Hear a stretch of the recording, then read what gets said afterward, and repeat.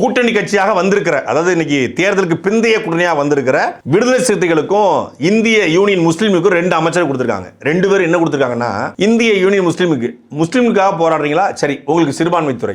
நீங்க யாரு, விசிகா, நீங்க வந்து குறிப்பிட்ட ஒடுக்கப்பட்ட சமூக பட்டியல் சமூகத்துக்கு போராடுறீங்களா, உங்களுக்கு ஆதி திராவிடர் நலத்துறை நேற்று வரைக்கும். ஆனா என்னன்னா, ஆதி திராவிடர் நலத்துறைன்னு சொன்னா ஒரு குறிப்பிட்ட சமூகம் என்பதனாலே அவங்களுக்கு கொடுக்குறீங்களாங்கிற கேள்வி வந்துடக்கூடாது. அந்த துறை பேரை மாத்திட்டாங்க.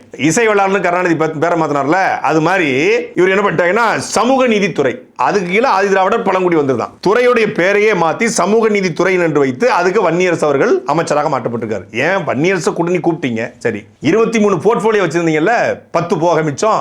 அந்த 23 போர்ட்போலியோல அதுல ஏதாவது ஒண்ணு கொடுத்துருக்கலாமே, அங்கேயும் கொடுக்கல. அப்ப இவர் இந்த சமூகத்தை சார்ந்தவர், அவருக்கு அந்த சமூகம் சார்ந்த துறை. இதைத்தான் திமுக பண்ணுச்சு. கைல்வெளி செல்வராஜ் அவர்களுக்கு ஆதி திராவிட நலத்துறை, ஒரு பிற்படுத்தப்பட்ட சமூகத்துக்கு பிற்படுத்தப்பட்ட நலத்துறை கொடுத்து முடிச்சு விட்டுருவாங்க. இஸ்லாமியருக்கு சிறுபான்மை நலத்துறை அப்படி கொடுத்து முடிச்சுடுவாங்க. அதே தான் நீங்க பண்ணிருக்கீங்க. இப்போ திமுகவிலிருந்து என்ன மாறுபட்டு என்ன வேறுபட்டு நீங்க அமைச்சரவையில் பதவி கொடுத்துட்டீங்க?